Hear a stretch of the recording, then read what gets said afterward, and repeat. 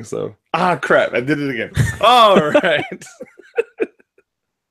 It wouldn't be the OT without an awkward stop. 0 for 4. 0 for 4. Welcome, gamers, to episode 5 of PSVG OT. I couldn't think of anything funny for this intro, so instead, here is an awkward silence and some breathing.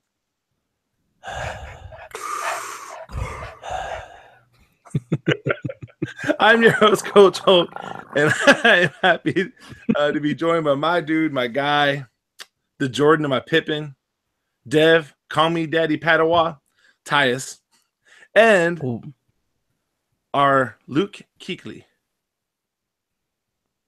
Big Tyler. Little Tyler. It's Little Tyler. These references are going over my head left and right. I'm like,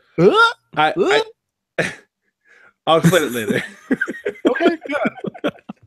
Bonus content. Explain the Tyler professional terms of some sports stuff. Yep. I'm assuming it's sports, right? It is. Yeah, but okay, good. I'll explain the joke later. It's fine. You're good, man. You're good. I love you to pieces. You're all right. So I love you whole in pieces, man. If you break down, I'll pick the pieces and I'll put you right back up. I like it. That's why we made you Mercy, man. That's why we made you Mercy. So yeah, babe. So this show is built on, of course, to the two main ideas, audience. You guys know them, but we want to make sure for the new people they pick it up.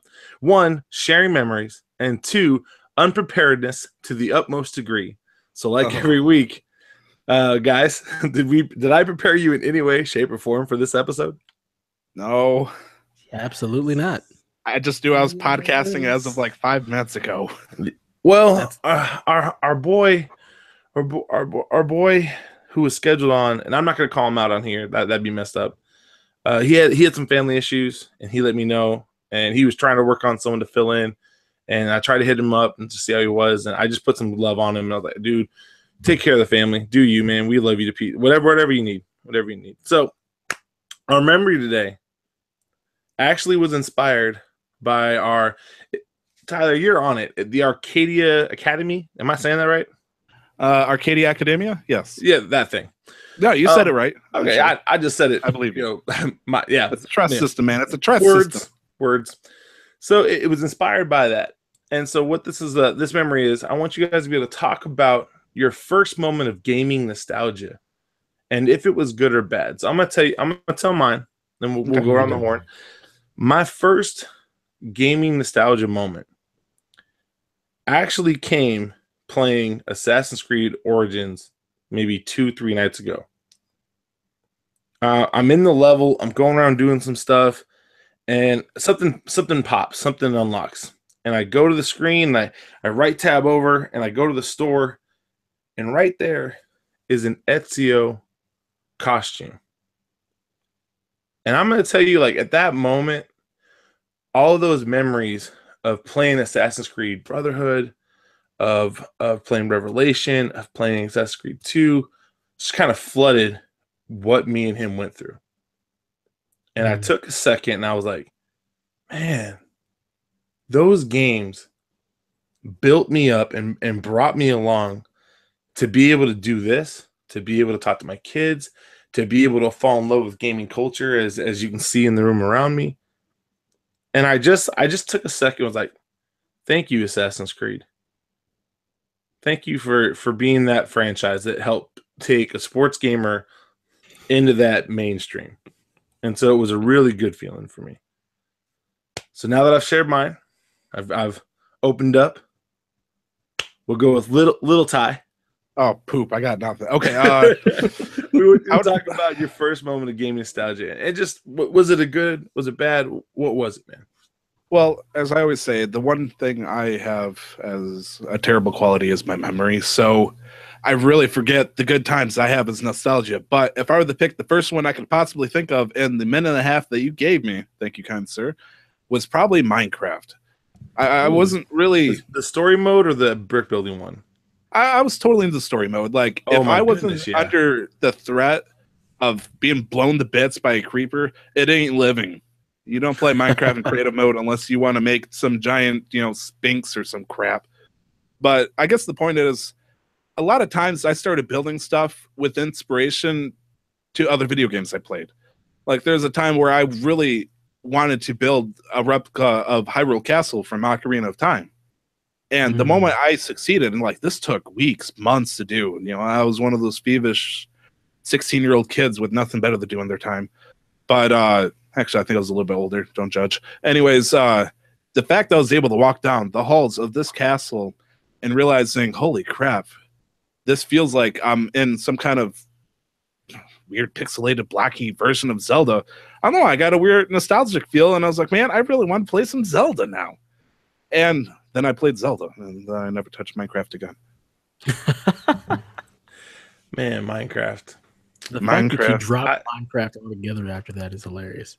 Hey, I'm just going to tell you that Minecraft story mode still has the most tear-jerking moment I've had in gaming in a long time. Oh, when you say story mode, are we talking like Telltale story mode? Or oh, no, that's for fools. No. If you have not experienced the ending of episode, I believe it's 5 on story mode, you don't know. You don't know. That was like hanging on the edge and like a ravine or something. Don't let me go. I'm going to fall into the lava. Let him fall so you can take his diamond pickaxe. I'm not going to say how, but you lose your best friend, and it gets you. It gets you. Wow, man. Wow. See, that's like Final Fantasy VII when they kill Aerith, man. That's just... Yeah. Whoa. She does what now? I'm only on just. I don't even know what that is, but I spoiled that a while back. I'm with you. Yeah, we did that. We did that forever ago. All right, well, make sure I pronounce this right. Daddy Padawa. Daddy Padawa. Wow. Okay. Yeah. What would yours be, bud?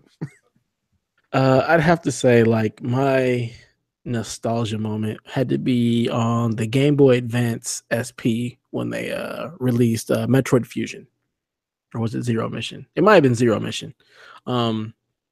Just playing that game and going through, and I think when you get the little morph ball, it took me all the way back to like the original Metroid and the immense amount of frustration that game put me through as a 6-year-old. Because that's back when there were no cheat. There were cheat codes, but not for that game. There were no save points, none of that, and the codes to get back to where you were like 30-digit codes. So you had to sit there, write it down, and then it would put you somewhere close to where you were whenever you died. That game was an immense chore to play through at 6 years old when you're just now starting to game, and that's the game that you decided to get with the system. Game's vicious to me nowadays, right? I mean, but it took me back to like just the exploration and the fun that I had in Metroid, even though I was completely frustrated with it. And then also made me remember Super Metroid, which I played through exclusively with one of my boys. We just sat down and we tackled that game together because of how difficult the original Metroid was. We're like, all right, let's tackle this as a team. I was pretty much the passenger seat navigator while he drove, and I just had the memory and knew how to get places and here to there. So I would just tell him, okay, do this. All right, try this. Let's go here. Let's do that. And we got through that game, and that was just a really, really good time. So being able to jump into the Game Boy Advance re-releases of Fusion and Zero Mission just really took me back to just that overall just adventure and exploration, fantasy, space stuff from the original Metroid and Super Metroid on NES and SNES. Great times. Dang, Davin, now you're getting me all nostalgic over here. Jeez. Like, I'm thinking of all sorts of examples. I'm getting all misty and teary-eyed at. I played the Metroid that was on Wii for almost an hour. The Metroid Prime 3 Corruption? I have no idea. Oh, okay, but it was like almost an hour. Yeah. Well, good for you. That's good for that's good. No achievement for that, I'm afraid, but you know. There wasn't. That's why I walked away. I was like, I haven't touched any of the Metroids past Super Metroid and the ones that were really released. Metroid, if it's Metroid and it ain't 2D, I'm not playing it. All right. Okay. Respect. Whatever floats your boat or sinks it. Yeah. 3D for life. Man, that was good. I like the nostalgia stuff. Maybe I need to stick with that a little bit. Yeah, I'll talk about nostalgia all day, man. But we got a lot of questions today, and I'm pretty jacked to get to a couple of them. So yeah, we do. And I'm gonna stop you right there because to go with the unpreparedness. Oh yes, I've been waiting for this. I have a question. Okay. Oh, all right. So mine, and you know it goes with the nostalgia theme because this is gonna be a throwback. So my question is, what was your first gaming crush? And by gaming crush, I mean, what was the game, the first game that had you constantly thinking about it, not waiting to be able to get back to the game? I mean, you're sitting there in class and you're thinking, oh man, I can't wait to get back and play. You stayed up and you took that, okay, 5 more minutes. Okay, I'm gonna play 5 more minutes. Okay, 5 more minutes. Okay, for real, 5 more minutes before you went to bed. And then you wake up and you're thinking about playing the game, but you gotta go do stuff. And while you're doing stuff, you're thinking, I gotta get back to this game. So what was your first gaming crush? We'll start with Mo. Okay. Thank God.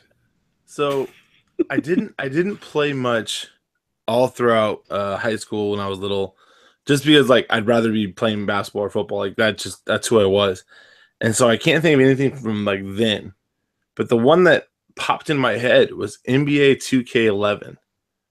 It was the first 2K game that had real post technique in it, where I could do a drop step and I could go after people. And I remember that was the game where like I would come home from work and be like, I probably should walk the dog. Let me get a quick game in my play. It's 5-minute quarters. It's running quick. Let me get a quick. Yeah. And then 4 or 5 games later, my wife would show up. She'd be like, "Didn't you get home like 4 hours ago?" Yeah, about that. I didn't get any of that stuff done we were supposed to do. But I won that MVP. So I mean, give me. Yeah, I'll go get it done, babe. I'm sorry. And it literally was like an entire season of that, where I would come home, let me just one game would lead to 5. So I would say NBA 2K11 would be that first one for me. That absolutely sounds like a crush. You crushed some hours on that. Yeah. I guess it's my turn, since you wouldn't pick yourself, since you're a good man like that. Mm-hmm. Probably for the Super Nintendo Entertainment System, since I'm a bard from saying the word SNES from like different countries. I would probably, whatever. Kirby's Avalanche is probably one of the first games I got, and there was a good grace period between where I got my first gaming console, the Super Nintendo, and when I got Link to the Past. And during that time, I got a game called Kirby's Avalanche. Have you guys heard of this game before? No. Negative. All right. How about Dr. Robotnik's Mean Bean Machine? Yeah, I heard of that one. No. Puyo Puyo Tetris? Heard of that. That's the one that came out on Switch, right? Mm-hmm. Yeah, I know that one. That one's on Switch. I mean, Kirby's Avalanche, it started off as a game called Puyo Puyo, but obviously American children are like, Puyo Puyo, that sounds like porn. But, they had to put it behind a pretty picture and gave Kirby on it. And so I got to play this game called Kirby's Avalanche, which is a competitive puzzle gaming thingamaboober. And it only takes like 2-3 minutes. Oh boy, Coach Mo, are you okay? Do you taste toast? Do you smell purple? Okay. Oh God, he's going down. Humble. I know that term. First time. All right. So I have this really bad habit of like looking down and like just when my phone vibrates, right? Like most people would. And wait, where's your phone at, dude? It's right down by my feet. Oh, I look down, and Dan, I will say right now, with all honesty, Dan is the Michael in my Boys to Men group. I will say that with. I get it. Okay, keep going. What do you understand? I love this guy, like absolute 100%. If that dude called me and said, "Hey, I need $500," I would send him the money. If he called me and said, "I need a place to stay," if you said, "I need a place to stay," I got room right here, man. Okay. Whatever this guy, if he told me he needed something, I would do all I could to help him. I love the guy to pieces. And so I looked at him, he goes, "Stop looking down during the show." I'm like, and so I texted him and I go, "Okay." And he goes, "You're on air. Don't text during the show." And wait, did you text him back? Because that'd be impressive. I had not responded because I was laughing so hard. Because, like, again, I have the utmost love for this guy, and the fact that someone that I hold in such high esteem is watching, like, makes me like super proud and happy that he's doing it, and makes me love him even more. And 2, just really grateful that we have people who think what we're doing is worth watching. So awesome. that's what the emotions were. Shout out to Dan. What up? Yep. So all right. All right, let me wrap up real quick. Puyo Tetris, and I'll Kirby's pretend Avalanche. not to respond to him. It's okay. My mom and my sister were not really gamers back in the day in the 90s. Neither was I for the most part, but Kirby's Avalanche was the first game that all three of us could get together and just go at it and beat the crap out of each other. Now, mostly I won. I don't know why, but they turned into hardened warriors where any poor soul that came over and did like, hey, you want to play Kirby's Avalanche? And you could see like this dark glint in their eyes. And then, it got vicious. A lot of lost family there. But children died, man. Anyways, it was a great game that I crushed on it because it meant I got to spend time with my mother and my sister. Because, a lot of times with the sister being, a different age, you're like, boys are weird. And, all of a sudden it's like, hey, you want to play Kirby's Avalanche? Like, yeah, it's just a good bonding moment, And that was my first one. That's why it's my first crush. What about you, though, Dev? Awesome. That's awesome. Yeah, Dev, so my first crush takes me all the way back to 5th grade. Mm. A little known game called Street Fighter 2. Whoa. Time out. Let me adjust myself here. Ken or Ryu? Oh, Ken, all day. That's my boy. That's why we're friends. Okay. Yeah, there we go. Go back to it.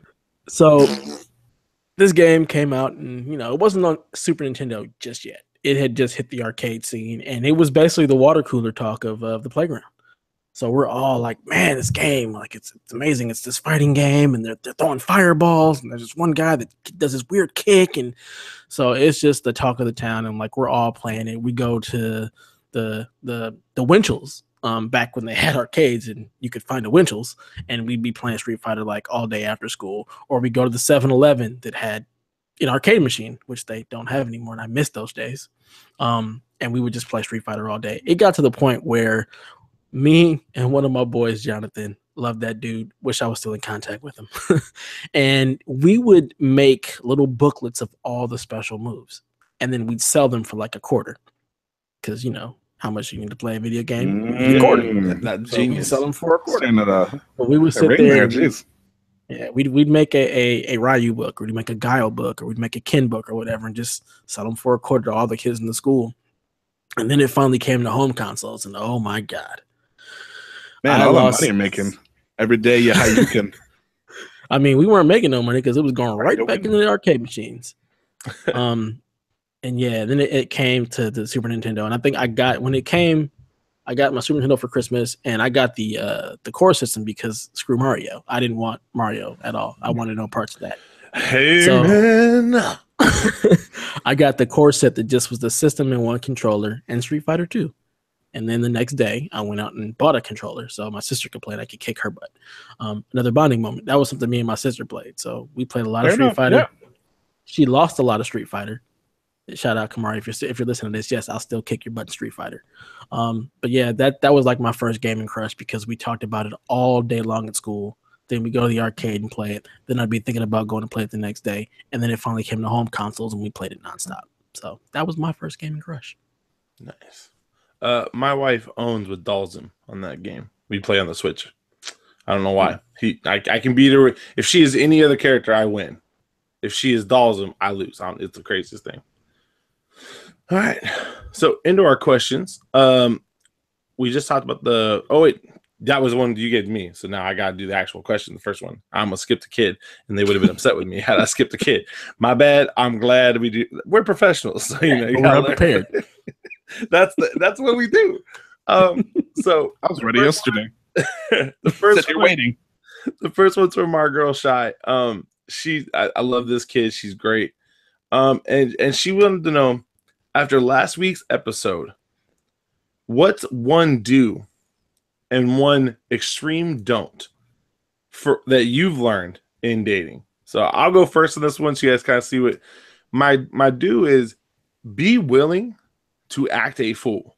Like, part of the reason my wife and I started dating was because of me standing on tables and singing songs to her in the cafeteria at college. Part of the reason that me and my wife started dating was because when she would be goofy and be like acting a fool, I would pick her up and set her on top of the vending machines and walk away. Like, our relationship was developed in a place of fun and joy and goofing off. So do be a goofball. Do remember that dating is supposed to be fun. It's not supposed to be intimidating or scary. It's supposed to be fun. The don't throw a label until you understand what it means. Okay. I used to be, oh yeah, we boyfriend, girlfriend. And then I would go talk to her friend. That is not, no, I did not understand what it meant to be a boyfriend. Okay. Mm-hmm. So if you don't understand the label, do not use it, would be my don't. So let's go with little T, and then we'll go to the big T. Ooh, wow.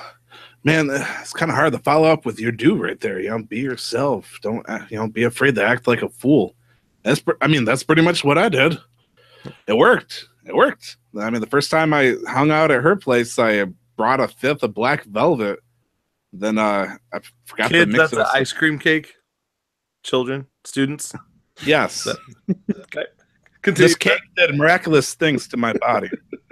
But it was a terrible decision. But for the younger folks, don't be afraid to ask. That like the biggest thing that people regret is not to do something. And if you don't ask somebody out or try to make a connection with somebody, it's never going to happen. You're going to regret it. The worst thing you could possibly do is say, "Is it worth it?" And so, the big thing you should say is, "Yes, hey, I like you. We eat hot dogs together during cafeteria, and I kind of make you laugh. You make me laugh sometimes. We should do something." And if she says, "Well, I mean, hot dogs don't make a connection for a long withstanding relationship," then you're like, "Okay, I understand. We'll work this out." Don't force somebody. Don't ever try to force anything on anybody. Like, Amen. The moment you talk with somebody, you get a good connection. You got to feel the vibe that's going on between the two of you. And it is hard as heck, people. It is hard as heck. The moment you think you got something going on, and all of a sudden you're going to turn into Bob the Builder and try to pave a way to this beautiful utopia relationship, all of a sudden you're going to realize, whoa, I'm kind of talking to her 5 times more than she really feels comfortable with, or he. And it will make them feel uncomfortable. And all of a sudden it's like, hey, you didn't respond to my message in 5 minutes. Hey, you didn't respond instantly. What are you doing? And all of a sudden, they're going to start to feel pressured and obligated, and then you're going to turn into a burden. And then I just gave you like the first 3 stories of my attempted relationship right there. Don't do it. It's not worth it. Good don't. Big T, do's and don'ts. All right, so my do's would be listen. You gotta listen, like actively listen. One of the biggest things that I think in relationships is you have to actually listen to the other person and find out what they like, what they're into, what they don't like. And you can't do that if you're not listening. If you're constantly talking and always trying to do stuff, but you don't take the time to sit there and actively listen to them, you're never going to go anywhere. I find a lot of people that just want to talk. And then when the other person starts to talk, they kind of drift off. They're not really completely paying attention. And then you get you don't even know me. So my biggest do is just to make sure that you actively listen to whoever you're trying to be romantically involved with. And passively too, man. Yeah. Sometimes you got to read in between the lines. Man. Yeah. All right. So next one, this is our first. Can't throw it down. Just gonna cut off me. Okay. Oh, I thought you were good. My bad. I'm sending love your way. My bad. It's all good. I was listening. I thought when the pause happened, it was time for me to interject. Just give me a reason, just a little bit enough. Just 2 seconds, we're not broken, just bend, and we can learn love again. Anyways, okay. So this is our first rapid fire. Like, I felt like MTTG. What's the one that IGN does that used to be with Game Over Greggy? I don't listen to it very much anymore. Beyond. Yeah. I felt like then when Jesse gave us this. So this is our first rapid fire. So we're gonna go. I'll say I got. They gave me 3, so I'll say it. We'll go LT to beat the big T, and then I'll throw mine in the end. You guys ready? I'll do my best. Favorite car? Oh, me first. Yep, Ford Mustang. Okay, good muscle car. I'm not a big car person, but the Acura NSX. Yeah. And for me, it's any Charger. Next, here we go. Favorite place to sleep? Bed. Honestly, am I wrong? I was gonna say no. Couch for you. In a dumpster after a good night. I don't know. Mine is actually in the ocean in Sarasota. Best sleep I've ever had in my life. It sounds crazy, but I'm telling you, like there's nothing like it. You got to experience it first. All right, last one. Favorite ice cream? Ooh, chocolate chip cookie dough. Strawberry cheesecake. Baskin Robbins chocolate Oreo. If it's the regular Oreo one, I don't want it. It's the chocolate Oreo. That thing is banging. I've never seen that. It is banging. Whew. It doesn't even have the white stuff, the cream. It has the Oreo cookie and chocolate ice cream. It is. I gotta find that because I've never seen it. Thank you, Baskin Robbins, for all you do. Guys' opinion about Superman or Rainbow, whatever the heck they call it in your part of the country? The rainbow flavored ice cream? I have no idea what you're talking about. Is that a Michigan thing where it's rainbow or Superman ice cream? Basically, it looks like they took a crap ton of like rainbow dye from a T-shirt and they just put in ice cream and it looks like a bunch of swirly rainbow colored ice cream. It tastes like crap, but you know, I was just curious. Huh. I've never seen it. Never heard I'm saving you some trouble. Don't worry about it. Anyways, I was like, isn't like the sorbet or sherbet? Is it one of those different colors? I was thinking it was like this. They take a unicorn, they chill it down, and then what comes out of the unicorn? Okay, Michigan Superman ice cream. Oh, okay. This next one's Macy. Macy is one of my favorite kids. She's a life skills kid. And so when she came to me with this, I was like, I got you, Mace. And so she wanted to know, what skill do you have that not a lot of people know about? And so I told her I would go first because she and I we have a friendship, and I told her I would share it out. I'm a low key music person, very, very low. I can play the drums a little bit. I can play a little guitar. I can play a little bass. I can sing a little. And if I really am in the mood, I can pull out a violin. Oh. And I don't share that a lot because growing up, music was not like a big thing for me. It was like sports. Sorry, guys. Like you cannot be in choir and band and be in sports. Like it's not possible. Especially when I was in football, basketball, track. Like there was no free time. And it just kind of, when I got into college, it was one of those things where it just kind of kept happening. And I played a couple coffee houses and had a really good time with it. And it's still something I really enjoy kind of on the down low. So Macy knows this because sometimes in the mornings I'll be in the gym singing my heart out. Little Boys to Men, a little legend. Love that guy. Okay. Nice. So that's my low key one. So let's go with the big ties this time. And then we'll go to the LT. So Man, Dev, I'm trying to think. Low key skill. What do I do that's a low key skill? Because I'm known for fixing the broken stuff because I'm a tech, and then sports. God, low key. I guess singing would be it. I sang. I wish I could sing. Like church choir and stuff like that. And nice. I'm not the greatest singer, but I can hold a tune. That's part of it. Give me a solid B flat. See, I wouldn't even know that. But yeah, I do like to sing. It's something that I thoroughly enjoy doing, and they keep trying to get me to join the church choir, or just to sing in the church, and I haven't done it yet. But at some point, I probably will. Can't wait for that to happen. I need to be there. I'm just saying. Come through. Hey, how close you? That different conversation. All right, LT. Low key skill, man. A lot of people didn't know this, but I was actually a heck of a tuba player. I played the tuba player like crazy. Like back in middle school day, I had a good football coach from Indiana. He looked me up and he was like, "Man, I want you on my defense as soon as you hit high school." I was totally down with doing that. Maybe if I made that choice, you and I would be best buddies, coach. But unfortunately, somebody put a trombone in my hand, and all of a sudden I started learning how to play low brass instruments, and it turned into one of my biggest passions of high school. And even to this day, I still remember the exact fingerings for euphonium. I guess even more low key than that, I know how to write music in both bass clef and treble clef, and a lot of times I like to get onto Music Finale, which is a Adobe program where you can write out sheet music for piano or instruments and whatnot, and get a good kick out of it. About once every other anniversary, I'll use Finale to write my fiance a song that I don't have to play since I'm terrible at playing piano. I try. It's terrible.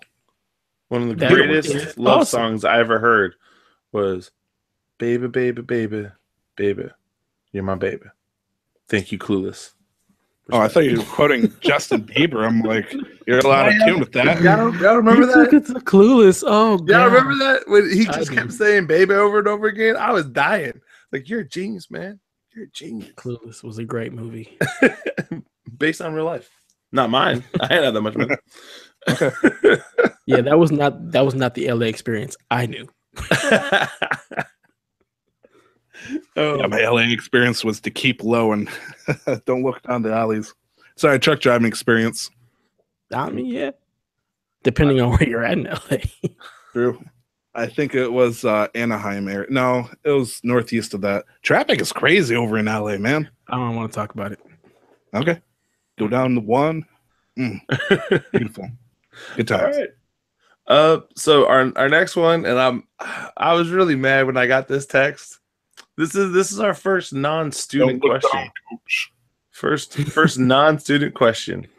Uh-oh. This is from Jonte, who asks, if you saw a ghost in a tree, would you push your friend down running away like a busta? So I'll go first because it's a one-word answer. Yes, I did. So, little time, man. If you saw a ghost in a tree, would you push your friend down running away like a busta? No, I'll push him towards it. Oh, he said little Ty. Get out of here, Dev. Shoot. That's okay. I'd push him and say, hey, I got first dibs. I want to see what this guy can do. Braver than me. Yeah. I've seen some spectacles. A lot of stuff could be attributed to, lack of sleep or some other crap. I'm not really a supernatural type, but, if there's something there and it looks kind of convincing, you can make it blur enough in the image, it could be true. Who knows? So if I saw something in the tree look convincing to me, I'd say, oh, you better watch out. I'm going to high-five that ghost. Yep, that's not me. No. I pushed my friend towards it and ran. So, Dev, how about you, man?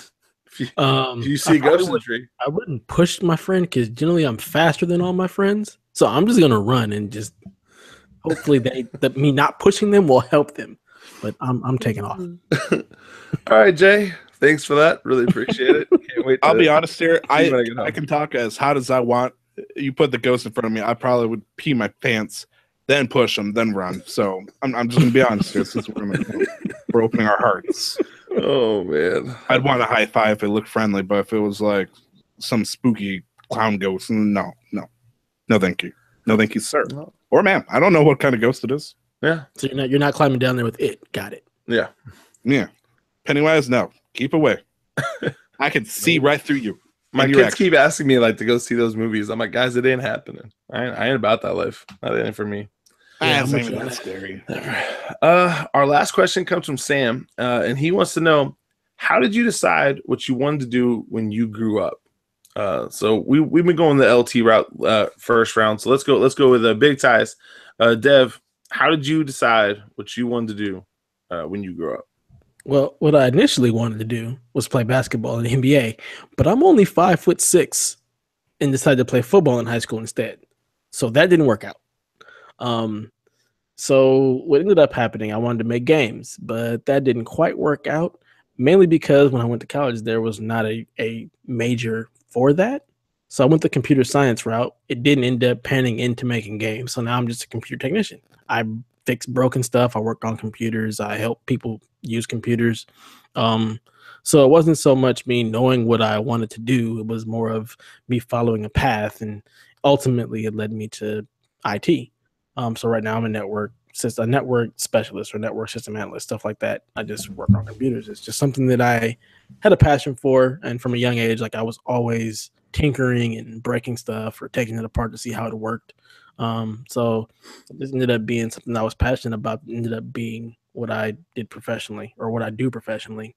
So you never know how it's going to happen, or what you think you want to do may not end up being what you do. But if you have something that you're passionate about, just follow it as best you can. Nice. That's good stuff. LT, how about you, buddy? Well, Sam, my friend, you don't know me. It's okay. I won't judge you for that. Old Tyler, little T over here, made some mistakes in his life. I'm not proud of him. Nothing too crazy. But the choices I made led to me to debilitate my ability to do what I thought I wanted to do later in life, and that's to be a teacher. As it turns out, though, I'm terrible with kids, so, you know, no offense. I think we're both on better grounds either way. But the one thing I realized I really liked doing ever since I was a kid was the travel. Now, there's a lot of things you can do when you travel, so I, you know, sort it down. I want to make a lot of money, so that you know, slimmed down pretty further. And my dad was a truck driver. He took me around the trips, you know, around the country. I got to see a whole bunch of the world I'd never thought I would have, you know, being a little boy in Bay City, Michigan for his entire life. And when I started talking with people that are truck drivers, I'm like, wow, it's really hard to do and learn and all that stuff. But once you get into it and you explore this, you know, I say it like it's a wonderland. Let's be real. We've seen a good portion of America, and truck stops aren't exactly the, you know, shimmering gold moment of every town. But the idea of being able to see and say that I went to Donner's Point or whatever it is up in Rocky Mountains, or I was able to go over to the East Coast and get to see the Atlantic Ocean, just little moments like that just made it so worth it. Plus the pay was wonderful. Holy crap, a lot of money. Because before that I was a gas station attendant. Besides the point, though, once I found that there was something I was passionate about, as he said, you know, something that you feel like you have to take a little risk for, because I had to cough up $4,000 and go through, you know, 6-8 weeks worth of training just to see if I was good enough. And that was frightening. But once you know that you're willing to take the risk and take the effort to do something that you really like and you think it's worth it, that's when you know you got the right spot going for you. Man, wow, it went quite quick. Sorry. Hey, I get too deep for you. Great. No, I'm good at rambling too, FYI. So, most of my kids know. So, growing up, I didn't really have any like goals. Didn't have a real great upbringing. Stuff happened. Not getting into it. My kids know. We'll leave it there.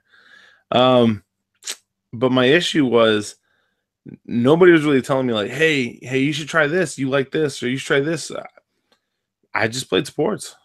And in my head, that's what was going to get me to college. And then I went to college, and then I got hurt, and then I had to go find another college because I got basically released, and finally played overseas, and realized like I was never going to be good enough to play full time. And so I remember sitting there and thinking like, well, what am I going to do? I've got this PE degree, probably teach, probably coach. But the one thing I wanted to do that I was always too scared to do was being an English teacher. And the reason why I wanted to be one was I remember being a senior and not knowing the difference between a noun and an adverb, because nobody's ever taught me. It's me. They were just like, oh, no, that's the big kid. Or one of my favorite comments I ever heard a teacher say, oh, that's the white kid. He's fine. Because oh god, I was in a predominantly African-American and Hispanic school. It's one of the only white kids. And so they were like, oh, he'll be okay. And that was the way they saw me.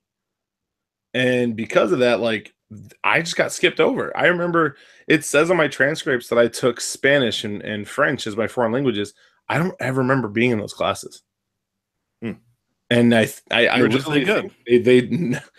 I think they just passed me. I remember taking a bunch of PE, and I always kind of wanted to be an English teacher because I wanted to help kids never feel what I felt when I got to college, and I just felt stupid. I'm not a dumb guy. I felt stupid because I was behind because nobody had built up that framework. And so my kids know I've taken over and I've been teaching first period English for the last 2 weeks, and I've pulled out some poetry and helped share things with my kids. And so now I'm doing that. I don't know if I'm going to make the switch. I think I'm probably going to stay in PE. That's really where my heart is. But I always knew like I wanted to help other people not feel the way I felt. And that's why I do what I do. So my advice is, if there's something that you view as like a failure or something you're lacking, make it a strength. Because a lot of times when you overcome it, you're going to help a lot of other people overcome it. So that would be me. But yeah, that's inspirational, man. That's awesome. Good for you. I want to clap. Yeah, clap your hands. round of applause for that. That's clap motion awesome. here. Appreciate it, guys. Appreciate it. It's awesome. Now, I actually had, we're out of questions, but I had one that I wanted to open up with just because. So today, I had an awesome date with my wife, and I'm gonna put it out. Like, it did not start as a date, and I kind of want to just throw it out there because I know we have a lot of adult listeners who are married with kids and all that stuff, and I want to kind of share this because maybe you can take something from this, and then I was kind of wondering if you guys wanted to share some advice based off it. But here was my day. We had to run errands. Okay, we all know that can be a boring, horrible time.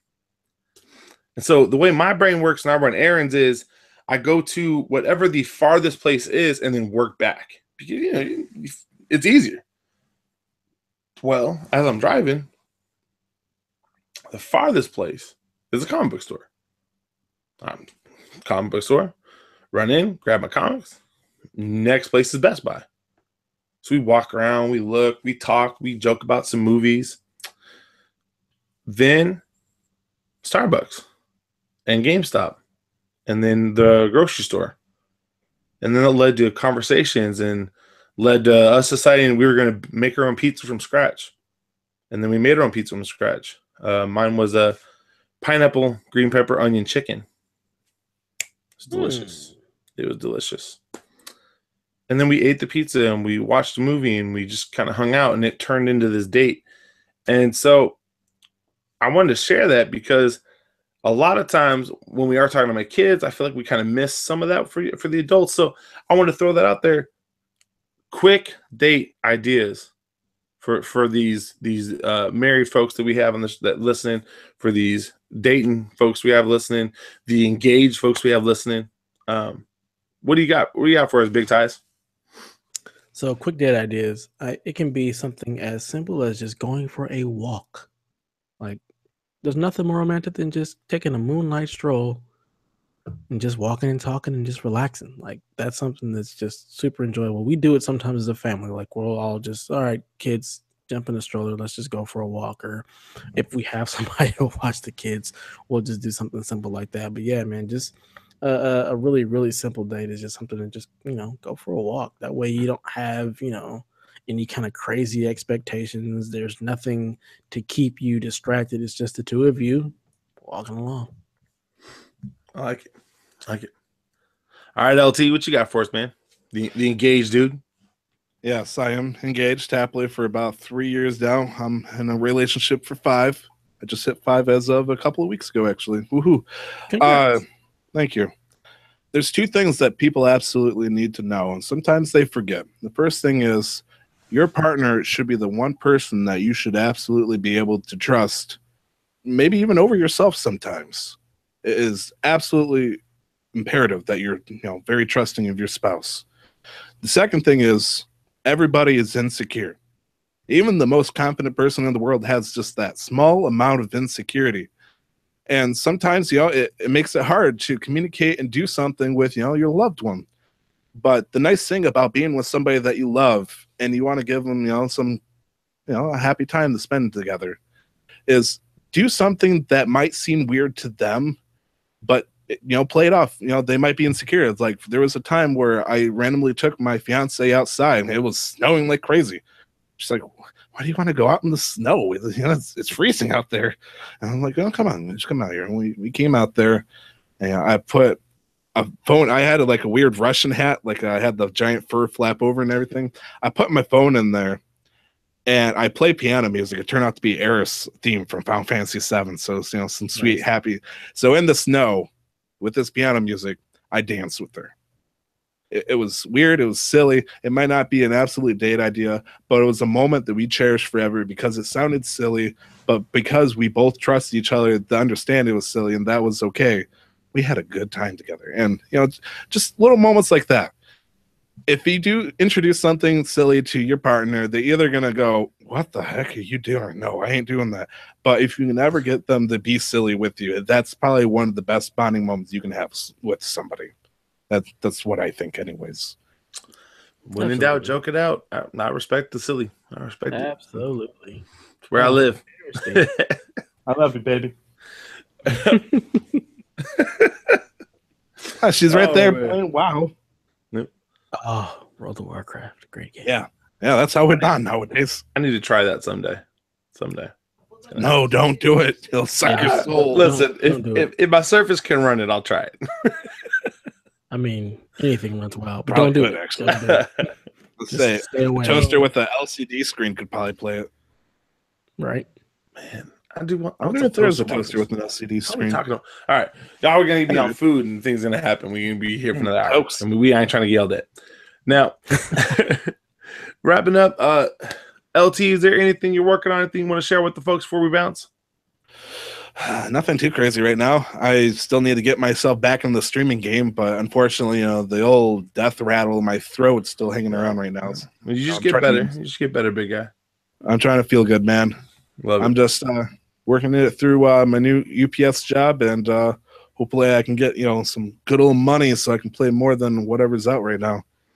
And we talk about video games, but I'll bore you to death because this ain't a video game podcast. No, sir. Especially if there's nothing but Xbox. We're a video game-esque. Whoa. Yeah. Come on. Tag on another 5 minutes. Go ahead. Yeah. Put them on. Well, okay. So there was a question that I threw out. We got to keep this quick because we're running low on time. I'm just sure. I'm quick fire. Okay. Let me. So, Dev, talk real quick while I find it so we don't sound stupid and have all this dead air time. But dead air is the best because we are unprepared. Hey, there's no need to be prepared. That's true. All right, so this one was from Jack. I didn't want to ask it because I'm not trying to start console battles. I don't want that in my life. You're starting them, and they want to know. I'm finishing them though. Jack wants to know why is your console of choice your console of choice? Like, why do you have that diehard fanhood for what it is you love? So LT, what is your console of choice and why is it your console of choice? You'd think that I would say like Nintendo right off the bat, but I'm pretty split between Nintendo and PlayStation right now, actually. And I'm not going to say that I didn't give Xbox a shot. Totally did, 100%. When Halo 3 is starting to become the big thing, I jumped right on the bandwagon and I had the best time. Unfortunately, I realized that I didn't like Xbox as much because the exclusives for it just didn't appeal to me, unfortunately. And then the exclusives that were coming onto PlayStation, which is really weird to say, PlayStation 3, I really enjoyed. But anyways, the reason why I would say Nintendo, for obvious reasons, what I grew up with the most. And I think that's exactly the reason. I grew up a Nintendo guy.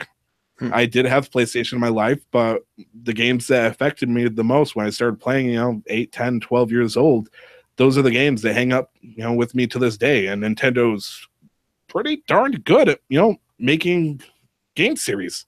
And if they keep delivering and, providing that nostalgia that we have.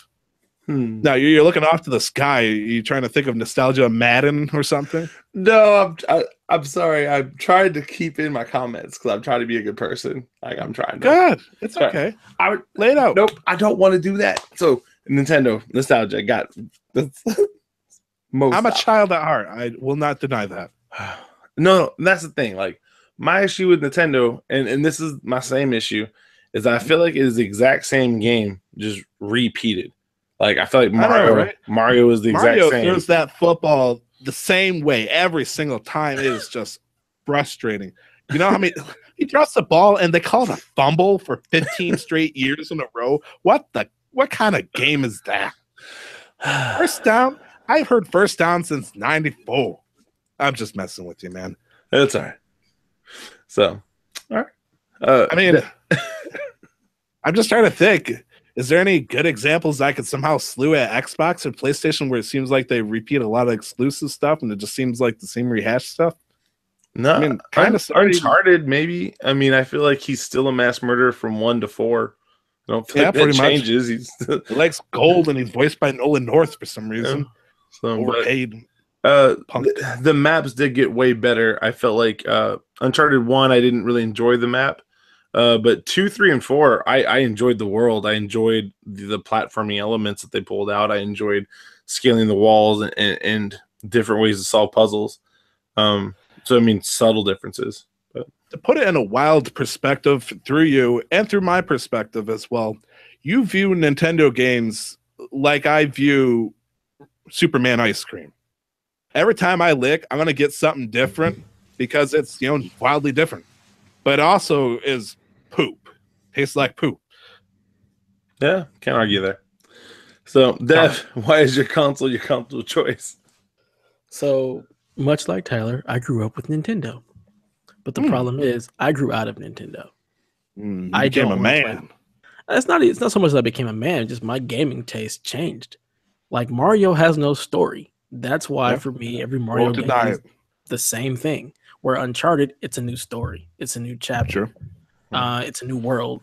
While Mario may have a new world, it's not the game that I'm looking for. I'm looking for a story. That's basically why I stopped playing Nintendo. Like it's Mario all over again. I mean, it's been Mario since '85.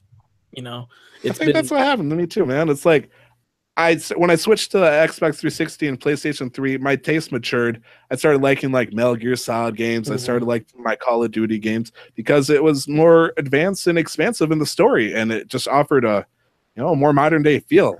I don't know what happened to make me jump back saying, "Oh man, I gotta get this." I want to get the 5 kill streak so I can rain down from above. Also, it's like I want to catch Pokemon.